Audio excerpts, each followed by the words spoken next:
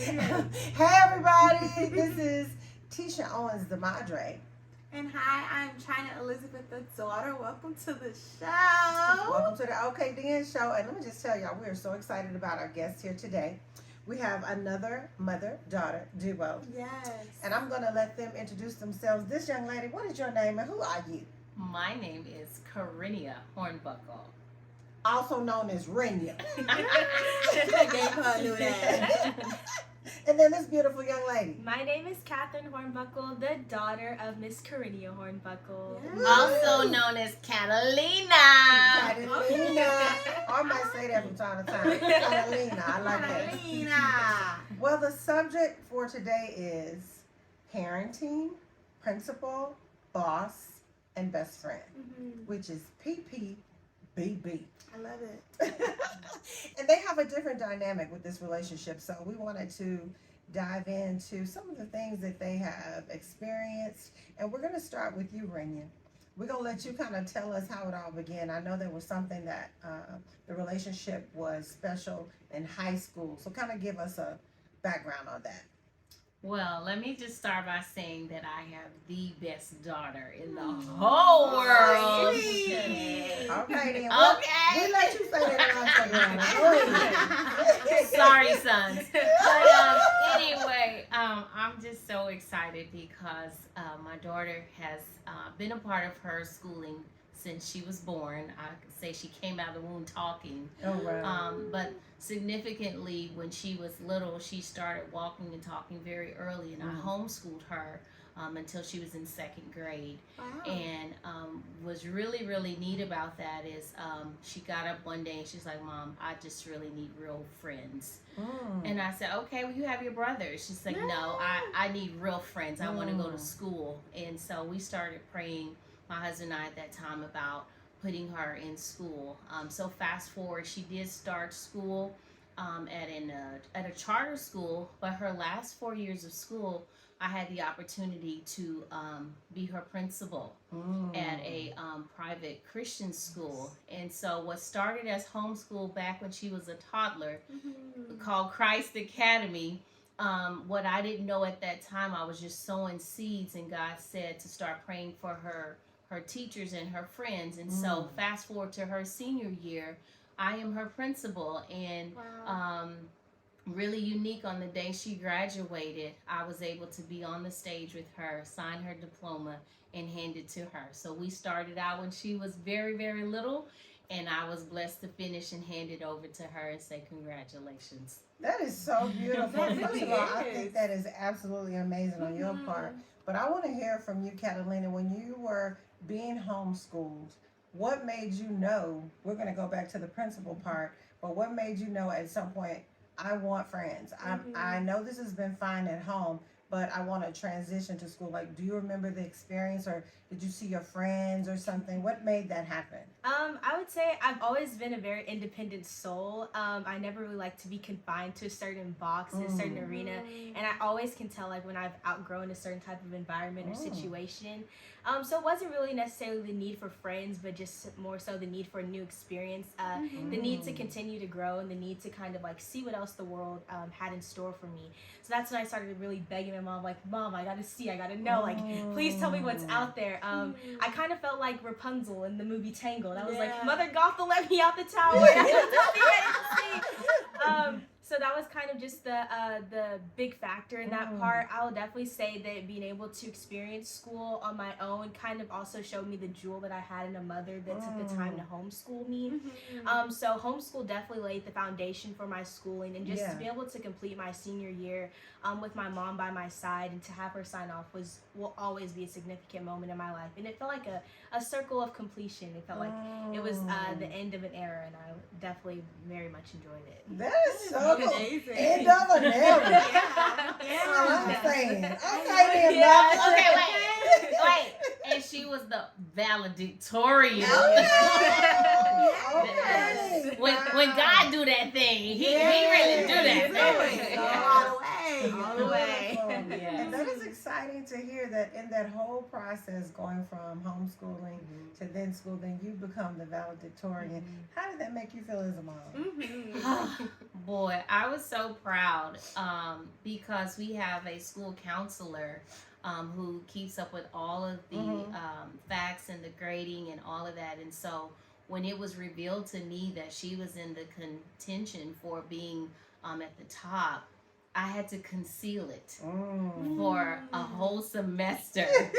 And so it wasn't really finalized, until the end. So just the thought of knowing that she was like in that 1-2 range. And so when they finally said, Catherine Hornbuckle will be our valedictorian, I was so proud. Oh. So proud. And so I just thank God. I just felt like God said, I know I was at home with her every day doing everything I can do. And he said, just trust me. Pray for her teachers, her friends. He's like, you just sow this seed. And I just feel like that seal of a deal when she became the valedictorian was God saying, I already had you. I got you. So, That's beautiful. That is a beautiful thing. So coming back to you, Catalina, what do you feel when you think about that experience now looking back?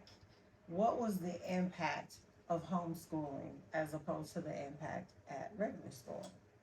Homeschool to me was definitely a great builder, a great starter for my school life. I like to say that my mom taught me a lot of valuable lessons, not only just academically, but also as a young woman. That shaped my whole school experience into knowing that whenever I was at homeschool, not only was I getting fed 2 + 2 is 4, but I was getting fed spiritually and emotionally, and she was able to help raise me to know that, Catherine, you are a young woman in this world. This is the things you're supposed to do. This is how you're supposed to act. This is what God says you are. And so that set a foundation in my life that allowed me to go to school, not only being able to learn, but being able to know who I am. Because, it's crazy to think in a world that school is just for school. School is a full concept. You not only have to go there to be smart and to learn, but you also have to go there to socialize and become a bigger person, excuse me, in this world. So I definitely say homeschool definitely helped a lot with my real school experience, and the fact that I was able to go there and just come out better on the end and stuff like that. So, that is such a beautiful thing. It is. So for you as a mom, when you look back, how would you encourage moms to take the route of homeschooling? What made you decide it was important to you in the first place? I always wanted to have children. And so I can remember when before I got married, I just felt that sense of something was missing in my life. Yeah. Just traveling and doing things that I love doing, and then coming off of that and just feeling like I'm empty. And so I know when God blessed me with my husband, Catherine came 9 months to the date of our marriage. We were married on December 21st. She was born on September 21st. Wow. And so I just remember telling God, you blessed me with these babies. I want to be their first teacher. That's And so beautiful. Catherine was definitely, I had a hard pregnancy with her, 5 months of bed rest. She was threatened so many times to come early. So to me, she was my miracle firstborn. And so I wanted to be a good steward. And so for mothers who are thinking about homeschooling, I can only say to you, it is the most valuable time when they're little to spend that quality time, at least until they're 5. If you can just get that first few years of their lives, it is so critical because it definitely gave us a bond. And so I would not change anything that we did. I went all the way to 2nd grade. I felt at that point I had to cap it off. But even with my sons, they were homeschooled as well to kindergarten, and then my little one, I can share this with you. Catherine was 2nd grade. William was kindergarten. Christopher, I had to stop at 3. Okay. I can see a difference in my son from him starting school at 3 than the other 2 starting later. So homeschool was definitely a blessing to our family to set that foundation. He struggled a lot in the beginning because I wasn't there to teach him the way he needed to be taught. So it really, you have to know your kids. And so that helped me find, different ways to teach them early, and even having to supplement teaching from him coming home at 3 and 4 years old to give him what he needed. Oh, that is so good. Chyna, when you hear this process and you think about homeschooling, like that was never something I even thought about. That's not something that I even had in my mind.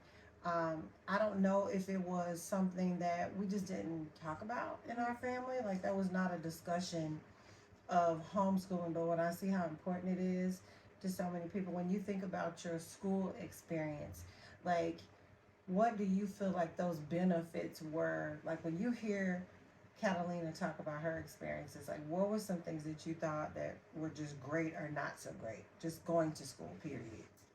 Well, I loved my younger years of school, just being around my friends and my teachers. I still remember some of my teachers in those younger years, and like kindergarten and first grade, second grade, all of that. We had a lot of fun. I mean, we learned like the basic stuff, but we really were having more fun. Like recess, girl. Recess was the time. Okay.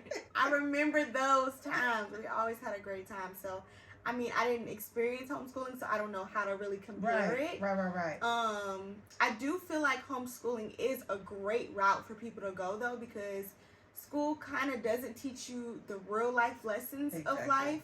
You miss that aspect of it. So that is something that you miss out on, but we don't know that when we're younger. We don't know what to look forward to, you know? But now that I am older and see, it's just a lot of things that you don't really learn that you could learn at home. Yeah. So.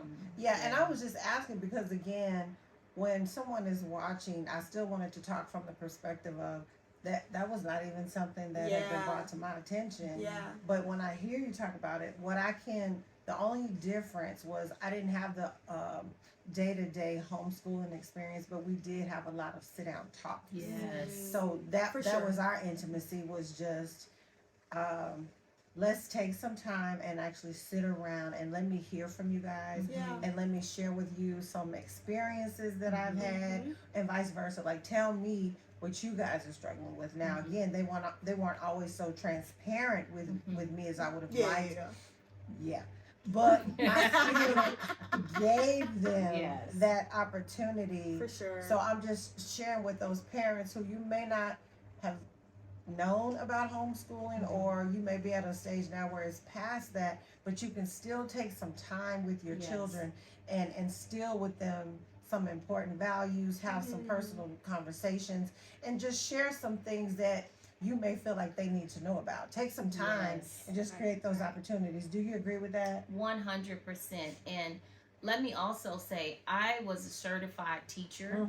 And so, you know, when you think of homeschooling, it doesn't come natural for everybody. Exactly. And so don't feel bad if you feel like you didn't give that to your children, or you're struggling right now to make that decision, or it may not even be fun for you. If you find yourself struggling more and you're frustrated and you're trying to teach your kids and you just don't get it, it's probably not for you. You know, it should be fun, it should be natural, it should be engaging. And so maybe you should lean more towards more active play, more role where you find, you know, y'all come, you can even cook, you can teach life lessons in the kitchen. And so because I was already a teacher before being married, I just love children and I love teaching. And so organization and bringing all that together, I'm thinking, why would I not give this to my kids? So I think for them that was easier for me to give them that. But I've talked to a lot of mothers, and some of them, they get frustrated and they were like, can you take my kid? You know, can you teach I will pay for you to open a school. So yeah, don't feel bad if it's not your calling. It's a ministry, okay? So yeah, it's good. But again, when they're babies, have those talks. Don't think that they're too young to not have that talk, that special time, that bonding time. And then God will tell you when it's time to put them in a different environment. Okay. So Catalina, she was your principal also. Right. Oh, yes. So were there ever any challenges when that was the case? Like, can you remember an instance where you were like, oh God? Oh my, I can't remember an instance where I wasn't like, oh gosh. I think that, for 4 years she was my principal. So for 4 years I underwent challenges socially, and then I never was a bad student. I take pride in saying that, my mother raised me with some home training. But the challenges were definitely more socially. I had to balance, my friends, gaining friends because they want that advantage of, oh, your mom's principal. If I'm your friend, I won't get in trouble. And then people just ultimately fearing me, talk about, oh my God, your mom's out to get me. And I was like, no, she's human. I swear, okay, guys, she's not out to get you. And then just on the other hand of just, trying to find that balance of just knowing that my mom's in a power position here at school, but she's also my mother. So I had to figure out, okay, when am I student Catherine and when am I daughter Catherine? And that was something that it took kind of 4 years of shaping. I never regretted a moment of it. I was so happy that she was my principal. But to say that there weren't challenges, there definitely were. I went through a lot of things with friends, lost friends, gained friends. And that experience also taught me how to read a person and to know if a person is true and genuine for you, or when they're just being fake and using you for the circumstance being. But to anyone that's a staff kid or a kid of a faculty member, no, you're not alone, and I went through it, so you guys can get through it too. So yeah, that's just kind of some of the things that happened as my mom coincidentally being my principal. Did you also feel kind of cool too at the same time? Because I remember when my mom, she was over the school program that we were at. I was like, yeah, that's my mom. I felt real cool, superior, I will say senior year went really good for the class of 2023. We got some custom made shirts that we weren't supposed to get because they were over budget. But I pulled the principal card and I was like, here we go. Yeah. I love it. I love it. A little advantage there. A little bit. But that's so beautiful. So when you hear her talking about that time of your life and when you were the principal, how did you feel when you were seeing this? Did she talk to you about some of the challenges with the friends, or could you pick up on some things? How did you do it? I picked up on a lot of things socially, and my encouragement to her was always stay grounded. You're gonna mess up. It's okay. You don't have to be perfect. I'm in this position. You're not. And I encourage her to live her life. You're going to make good choices. Sometimes you're going to make not so good choices, but you learn from that. And like she said, really deciding who's really your friend and who's not your friend. Even though I would say, girl, she is not for you. It would take her to experience it. Of course. To just kind of let that go. And so I think for me, I used to be very overprotective when all of them were little, and so she's like a little bundle of wisdom to me. She's got an old soul, and I felt the Lord just telling me, let her grow up and let her experience some things. So even though I saw a lot of things that she was going through, I just wanted to be there for her. I didn't want to just tell her everything. I needed her to experience it. So I sat back a lot, and when she needed me, then I was there, and then I would give her the words of wisdom, and we go to the word, we pray about it, and sometimes I wouldn't say anything. I just say, come on, give me a hug. I'm here for you, and we just kind of walk through it like that. But it was very challenging. Her junior year was probably her most difficult year, and so to just help her get through that, and to know that the senior year, it was definitely better. So we made it. Okay. So good. We made it. We made it. To that, Catalina? Yeah, I think definitely having a mom that was there, but not always just trying to direct you in the path of saying, okay, well, this is how I would handle the situation.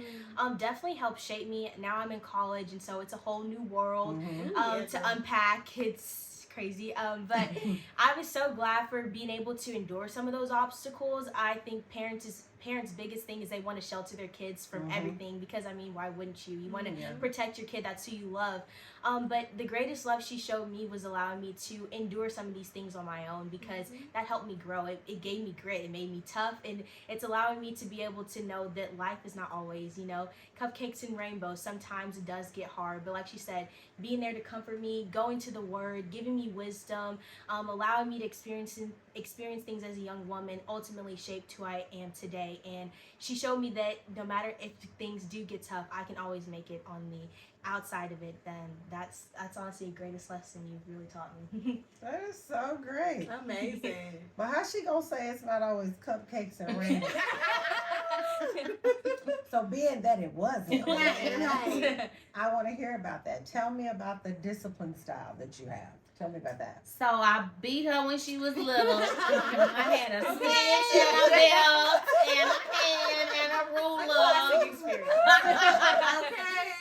My family say I was really the hardest on her, but Okay. she liked to touch everything. You know, always busy.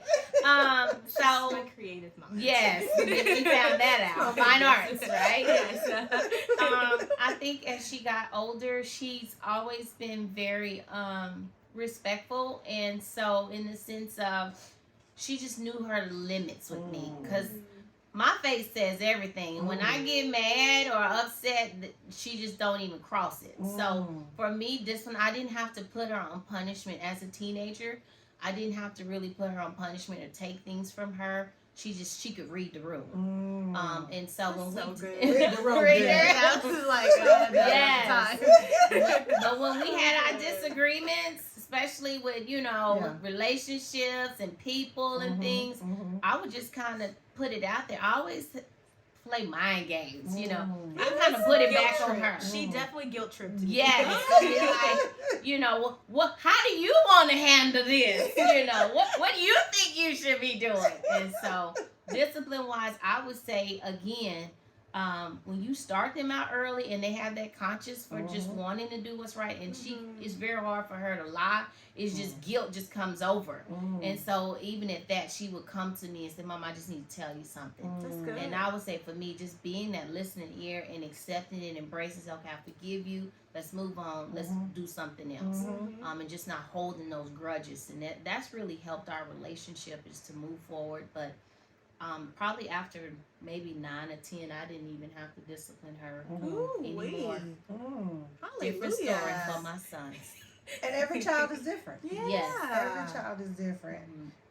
And that's what we have to understand. Like you said, she was different from the boys. Yes. And so you had to do a whole nother thing with them. So when you think about how she disciplined you and you see her disciplining your brothers, what does that look like? How is it different for you? It's a total 180. Because I would like to think that they didn't get beat enough when they were young. Okay.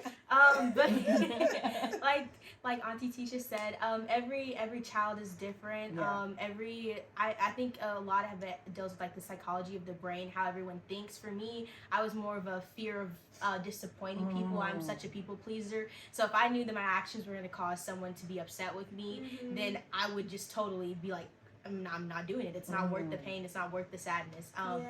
And so that's just kind of how I was raised. And how I grew up thinking. I think a lot of times I kind of feared you. I was like, oh no, my mother's gonna find out and it's gonna be bad.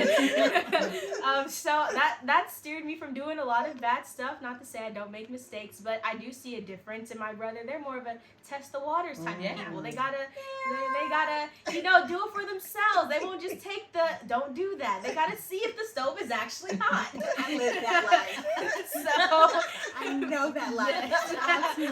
For them, discipline might look a little different, but it's each his own, and that's kind of where I'll put that. So I'm more like the brother. I would definitely test those waters. I didn't really care about the disappointment or the sadness. It was like You have a lot of guilt. I didn't. That wasn't a thing for me. It just wasn't. Now, for sure. But back then, you're gonna tell me that. Okay? I'm gonna do it. Just think about the consequences later. So, yeah. And with a lot of prayer. You have been delivered. Yes, hallelujah. Thank you, Jesus. Okay? Wow. I love that so much. And so now you guys are at a place where you consider yourself best friends. And that's what we love so much, to see the relationship with a mother and her daughter evolve. and we know that we go through different things and there are different trials that we have to overcome. But let's talk about that. Let's tell the audience some processes that caused you to get to the best friend place, because I know you had to go to school, she was the principal, you had your challenges and all those things, and then there's the life after those things. And it's like, how do I see my mom? How do I now transfer those thought processes for her being my friend? How did that happen for you? Um, to call my mom my best friend is like a really huge honor for me, because I don't feel like a lot of emotional connections onto things. She can say I'm a pretty unemotional person. I'm a very private person. But figuring out that my mom was my best friend really just held a place in my heart, because that meant that she was my person. She became my go-to.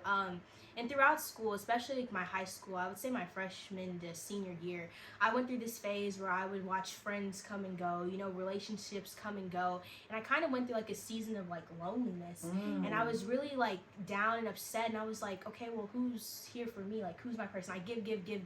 And I don't see this reciprocate. And then I really just got in my word, and God was opening that door. And he was just like, you just need one person. And I've already put that person in your life. And I really turned to see my mom always standing there, no matter what I did, no matter how bad I could possibly mess up, she always loved me. And so I kind of just put her on this mantle. So when I would see her in school, I would see her as this like, gracious woman walking through, could handle any challenge. Any adversity that came through. I see her talk to her, the way she talked to her teachers, the way she cared for other students. And I really just looked at her as this type of person. I was like, I need that in my life. And so I started putting her in this place in my life where I was like, okay, well, let me come to my mom as more than just, oh, I'm the student Catherine, or oh, I'm the daughter Catherine. I was like, let's be friends. And so then we started, talking more about day-to-day stuff, and we would go on car trips or shopping sprees. Did a lot of retail therapy my junior year. Bring my mom with me, and she really became like my best friend in a way that I could go to her about anything, and I was free of judgment. And I'm really glad that God gave me a person in my life that didn't have to come from someone outside my family, that could be there 24/7, no matter when I need her. Even now that I'm in college, I call her all the time. We literally have a set time in the morning that we call, and we can talk about anything. And that's honestly been the most special gift that a girl, especially my age, could ever ask for. So that's beautiful. She's my best friend. So great. So when you hear her saying that, tell me what thoughts come to your mind. Well, I'm emotional, so that's why we sisters. Yeah, like, oh my gosh. So, I'm sorry, I am emotional. I lost my sister 14 years ago, 13 years ago, and she was my best friend. And so I just never imagined anyone, because we were a year and 5 months apart. Grew up together, slept in the same room, dressed. People thought we were twins. And I never imagined having someone to fill that spot. I don't even say feel, but just even be in that part of my life. And so for a long time, I grieved for a long, long time. And I just knew God was telling me, everything you need, you have it in your house. And my mother, she just could not satisfy that role for me, because she was mom. And so the uniqueness of Catherine, and again, she's an old soul. And so I just felt very comfortable when she got older, as she's matured. I started sharing some things with her, just testing to see if she could handle those deeper conversations, just things that I personally was going through, because that will be stuff that I would share with my sister. And so when I realized that my sister and I, we like to go garage sales on Saturday mornings or thrift stores. And so Catherine's a bin shopper too. So, some of these things started filling in, and I just really had a peace about it. And so even when she turned 18, I had asked God, it was my secret cry to God. I said, God, I want to do something for Catherine on her 18th birthday that is just not normal. And I was very specific. And uniquely enough, I wanted to take her to Woman Thou Art Loosed in Atlanta. It was the last one. And I said, she's becoming a woman. And so God set that up for us in a unique way, that we spent that entire week in Atlanta Before the conference started, we were there the week of the conference, but we were together for her birthday, and that's when I realized we were really best friends. Oh wow. And we hung out, we slept in the same bed together. Well, we worked. We were there working, and we worked together, and it was just very intimate between us, and it has just transitioned from the principal to the boss to the mama to the friend. And so now we have this friendship that now she's 19. She still respects me as her mom, Of course. but there are things that we can talk about now that I feel very comfortable and confident to know that it is between us. Yeah. And so it's very good. It's so good. That is so beauty and So now that you guys become good friends, what is it that I heard the garage shopping or the thrifting or Yes. Retail therapy. Yes. What are things that you all like to do? Encourage some of these mothers and daughters on things that they could do together. I think for a few things that you can do together is, we do flowers together. We're botanists. Yes. We're florists. Little flower girls. Yes. I love it. We like to cook together. Of course, She likes to cook. I like to taste this. Yes, yes. We Yes. compliment That's each other. right. That's good. That's right. We like to travel, like to just a bed and breakfast will work for us. Just to go hang out and just spend some time. Now, Catherine's a nerd to her heart. She loves to read. I'm not the reader. I Yeah. don't like to read, but Yeah. we love music. Yes. Yeah. So we theater, music, plays. Again, she loves to act and sing, and so just if you want to just go to a show or a concert, I would encourage those things. Just get to know your daughter and see what she likes, and if it's something that you can manage or potentially muster to go, do it. You'll be surprised. Just doing something that your daughter likes to do, just having that conversation, it will open a door that you probably thought, oh my, I just needed to do this. So I think those are some of the things we enjoy doing and some of the risks that we take. I've even with her listen to her music, like not all of her music. She likes Elvis, and so, just things that you may never listen to. I've been listening to it, and so it makes her happy, so it makes me happy. Yeah. That is beautiful. Okay, you tell some things. I would definitely say it's getting to know your daughter or even son in that case.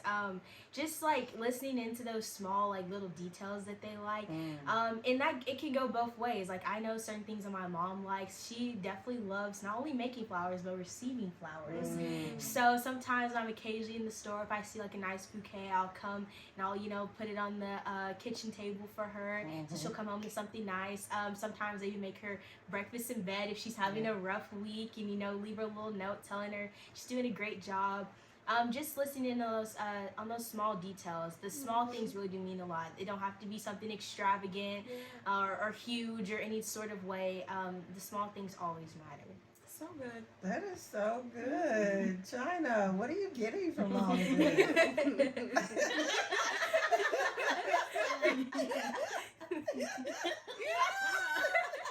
That is so nice. I have learned though. We spend a lot of time together. Yes, we do. Do not get me wrong. We spend a lot of time together. We talk about any and everything. So we spend a lot of time together. So I like space. After all that time, we'd be like, all right, bye. Now, I am not a person, I should be better about this. I'm not as thoughtful. She is thoughtful. It depends. Like, it's even smaller stuff. Like, maybe helping you clean up something or... But that helps me a lot because I like that. Right. Yeah. It depends on how I'm feeling. Because sometimes I just don't want to. But I try to be, as helpful as I can be. But we just have a strong bond. Yeah. So, Tell it. I don't know. We just do what works for each other. That's it. Right. And that's the bottom line, because I wasn't saying that for you to share necessarily things like that. But Yeah. what you shared was great. Yeah. You know me. Yeah. And so for me, it is that helping me is a gift because I need a lot of help. And so when she says, I'm going to come and help you clean up your closet or I'm going to help you put some clothes up, I'm like, oh, thank you so much. Because I have a lot of things. Y'all know we said that in one of the we sure did. And because I have a lot of things, whenever she donates her time, I'm always grateful for that. So I appreciate you. Right. And that's what you have to do. You have to listen. Yeah. And know what the other person needs and wants. Yeah. And just try to be there. You know, I know like Chyna doesn't have a lot of needs. She doesn't have a lot of requirements. I know that when she does want me, she wants me. If she doesn't, I'm good with that too. So I make myself available. Like she'll let me know what you doing. Then I know that she's trying to figure out, are we spending time together? Right. That is my cue. But if I don't hear from her, that means she sleeps somewhere. She don't try to be bothered and she'll call me when she wake up. She's right about it. Okay. I'm like, oh, cool. What we doing? Any other time? I don't want to be bothered. I'm good. I kind of let her dictate it. I'm good with it because I'm fine either way. I just know we're going to spend time together when time permits. Yeah. And it's often. It is a lot. Yes, it is. So it's good. I just want to say, ladies, this has been so beautiful to listen to your journey, to learn the growth of the relationship, about the different experiences. It's just a blessing to hear you talk about your mom. I want you to know that. Because a lot of moms and daughters just don't have that kind of bond or that relationship. And you have had eyes to see your mom in a very beautiful way. And a lot of times, I'll say this, even when I've dealt with other young women or even other children, when your eyes are clouded by the negatives, you can't always see that good in those parents because they're really doing the best that they can. And they're trying to make the best decisions to parent you and give you guidance and direction. So the fact that you said, I saw my mom being this, that, and the other, and it was also beautiful and kind. That's a great thing. Your eyes were open to, even though you knew she would pull out a bill, you still could see, but I see her beauty. I see who she is on the inside, her core person. And that says a lot about you because you were exuding that for her to take that in. You were consistent. You were something that she decided, I value who she is and how she is to me and my brothers. So when you think about, after listening to this and you're telling the audience, what are you okay with? What are you okay with learning in this process, being a mother, being a principal, being a boss? Because, let's talk about that. You were a boss to her. Yes. What did that look like?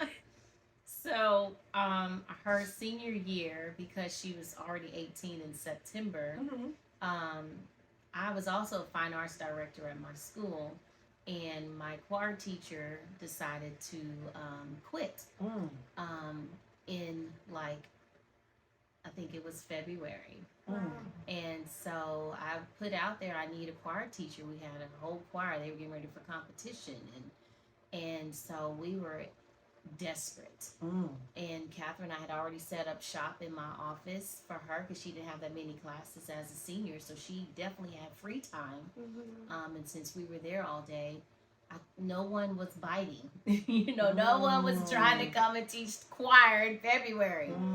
And so I put it out there to her. I said, hey, what you think about being a sub? Just subbing in till I find somebody.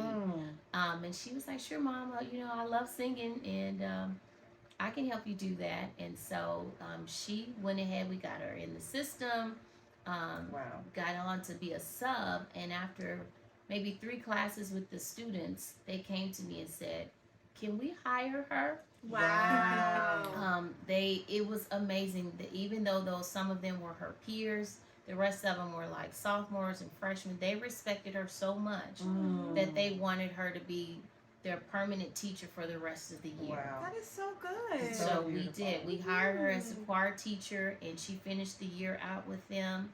I think one girl got saved. Oh, wow. And so it was the fine arts program we had at the end of the year was So the beautiful. most inspiring production we've had. And so to be her boss, it was to see her on payroll. It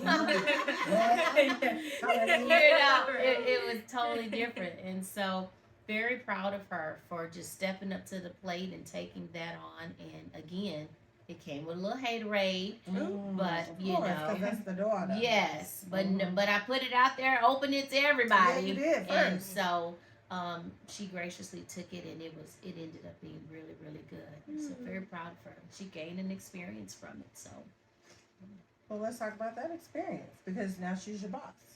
So, again, I know she was a principal. Now she's a boss. So, was there a difference of transition with that? Was it a different emotion that you had to deal with when that happened? It wasn't really a different emotion. I did joke a lot going at the fact I was like, Mom, I now like work with you. You know, I'm in that level right there. So I felt like I had a little bit more power. But, the experience all in all was definitely unexpected. I had no clue I'd end up working at school while I was going to school. I think the funniest thing for me was that the class period that I taught was right before the class period that I had my honors physics class. So it was like, okay, I'm going in here, I'm like Miss Catherine, I'm teaching, and then I'm putting my backpack on and I'm going to be student Catherine. And so that was definitely a transition in my like mind. I had to actually tell my teacher, I was like, I might be a few minutes late, I'm actually teaching a class. And she was like, you're what? I was like, yeah, I'm teaching. But all in all, like it was definitely a really fun experience. I didn't want to leave my peers hanging, especially knowing how hard they worked. And fine arts and singing has always been a great passion of mine. I've had training in the past, so I knew I was qualified to do the job. And the end performance of fine arts program, I couldn't have been prouder of the students that I taught. They went from doing no harmony to 3-part harmony. Oh, And wow. so That's I was great. like, this was amazing. Just in even challenging myself to see myself in a realm of not just like learning, but can I like reproduce this information? Can I teach someone what I already know? So learning that about myself, learning that I can teach was also something that was very eye-opening for me. Very, very great experience, very fond of it. Definitely glad that my mom was able to give me the opportunity. Didn't have to work with a terrible boss or anything. So yeah, that's just kind of how that ended up for me. That is so beautiful. So again, with those scenarios, principal, parent, boss, and best friend, what are you okay with having those experiences? If you were telling moms after going through those things, you've learned this and you're okay with what? I would say that I've learned to press reset every day. I've learned that that's 4 different experiences. They are not all conclusive. Like you have to know who you're getting at that moment. And you have to be able to accept that person. And so for me, just knowing when I needed to be mama, when I needed to be boss. And now when I was boss, I was very bossy because she stepped into the level with everybody else. So I required her to be on time, to have her lesson plans in, you know, that whole management. And so you can come to me as mama. There was no grace there. Being the best friend, I knew at that time there was no judgment. So if she said something that she would say in front of her other friends that she may not have said in front of mama, you know, there was no judgment. I had to just say, hey, we friends, we can do this. And so we were able to navigate that. And then just being a principal, setting that standard for her and all of the students, because she was a part of the student body. Showing no favoritism. If anything, I was harder on her and her brothers and all of the students. I set them to a higher standard. You better follow dress code. You better turn your work in. You know, so just, if anything, I would say every day, just press reset. It's a new day. Mhm. You start over, Mhm. and know which person you're dealing with for that day, and then accepting the flaws. Mm. You know, because I'm not perfect, Mhm. and I wanted my children to see me cry. I needed them to see me angry. I needed them to see me emotional. I needed them to see me victorious, Mm. and I needed them to see me be a human. Yeah. And so to walk all of that and to experience that and to have them there, and for all of my students from fellowship to my previous schools, I still encounter a lot of them. Mm. And to hear the things that they say to me, it just lets me know that this is what God has for me. Amen. I want to continue to do it, not just for my children, for all the children, all the communities, because this is what God has gifted me to do. Yeah, that's so Great. beautiful. Mhm. All right. What are you okay with? I think that's a great question. I think my mom wrapped it up really well with saying like categorizing each person you're dealing with at the time. Mm. Pressing reset is definitely a great point to set, because you know every day is a new day. You know, some things you struggle with the day before might not be the same thing that you encounter the next day. Mhm. So being able to start every day fresh, you know, clean slate is always a positive. Mhm. I think it's also okay to know that you can grow from Yeah. time to time. You know, the person you were last year might not be the person that you are this year. Yeah. That's okay too. And to, you know, to experience life and experience new things, I think a great testament for me is being okay with failing, being okay with not being perfect, because I feel like that's a part of your growth, the journey. A lot of times I struggle with wanting to be the perfect person in all four categories, and I was tiring myself out because no one can ever be perfect, and that's the beautiful part of life, is that it's ever evolving, it's ever growing, and no one's ever going to reach that perfect standard. So taking that pressure off of yourself is definitely something that I encourage you all to do. And just, you know, just continuing to share the love. I mean, there's so much love in this world. There's no need for hate, you know. I love all four people that my mom has become to me. So I think, I mean, she has four personalities, y'all. Let's not talk about Sasha. That's a fifth Oh, one. okay, She's then. secret. Okay, then. But That's another show. yes. I think that we've talked about a lot of good points here, but yeah, just continuing to grow, to take some of those pressures off yourself, and to just love yourself and love those around you. That's what I would say I'm okay with. That's so beautiful. What are you okay with? Yes. I knew she was about to come in. Go ahead. Back Go to me ahead. first. I mean, I'm okay with learning these different roles that a mother has to do so many or be so many things to her children. And so I'm okay with accepting that, knowing that, and being okay with it, and just praying that the children are able to accept those different roles. So I'm okay with knowing that you have to be who you need to be in those times, and you can't be concerned about, you are mindful of the people, but you can't be concerned about their receiving of your way of doing it. Yes. Right. And I'm okay with that. Okay. Elizabeth? I am okay with being the best daughter she's ever had, and a best friend to her, and just being there for her in any way that I can. I'm excited that we've grown the relationship that we've had, and just the growth that we've gotten over the years, because it's been a journey. And to be here now, it's just amazing. Yeah, So, it's beautiful. yeah. All right, then. Well, we have had fun one more time. We pray that you all have enjoyed this experience, It's been so listening to good. these beautiful mother and daughter. We want you to continue to watch us each Wednesday at 9 a.m. on YouTube. Make sure you like, subscribe, and share.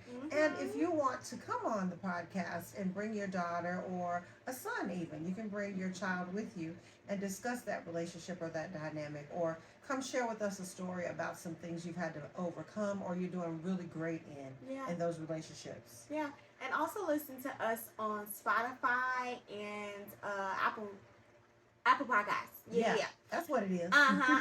Every Wednesday, like she said, at 9 a.m. On we will YouTube. be back on all of those platforms. We're so happy that you watched with us, and we will be back next Wednesday. Yeah, so we are about to left. So here we go. We'll see y'all next time. Okay then. Bye then.